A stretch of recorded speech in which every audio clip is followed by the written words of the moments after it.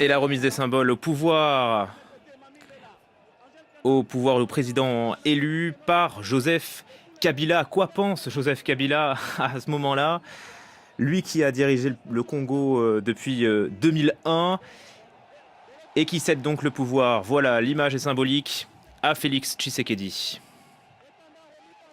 Ah, les idées doivent se bousculer dans sa tête en ce moment. La première étant, qu'est-ce que je fais aujourd'hui de ma retraite de relativement jeune chef d'État, parce qu'il n'a pas plus de 50 ans aujourd'hui et il n'est plus président.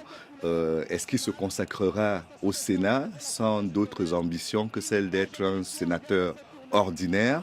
Est-ce qu'il se consacrera à ses fermes? Il en a quelques-unes à la fois à Kinshasa et dans le pays. Est-ce qu'il aidera sa famille politique à mettre des embûches au nouveau président, puisque en politique, il faut toujours diviser pour mieux régner. Il y a ce statut de chef de file de l'opposition qui va très probablement être accordé à Martin Fayoulou.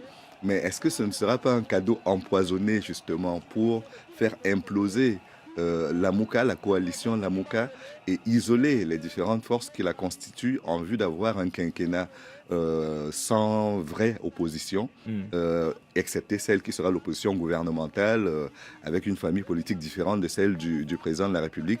Je pense qu'il a beaucoup d'idées qui se bousculent dans sa tête et que pour le moment, lui-même n'a pas encore une idée très précise de ce qu'il fera, mais la loi fait de lui désormais un sénateur de la République démocratique du Congo. Sénateur à vie.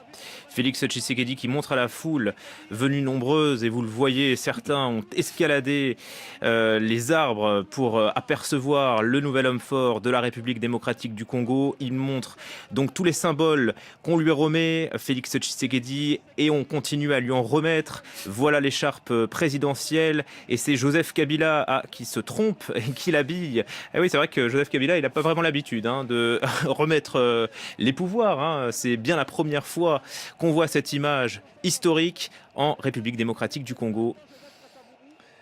Parce que ce qui est quand même à remarquer, malgré la banalité que cela peut avoir en regardant la cérémonie, c'est cette distance, cette différence de taille et de poids entre les deux.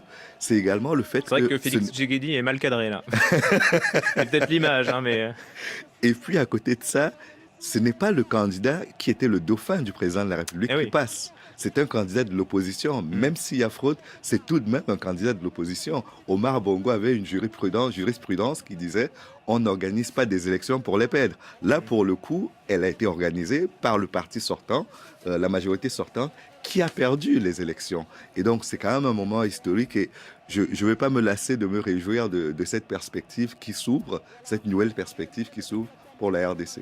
Joseph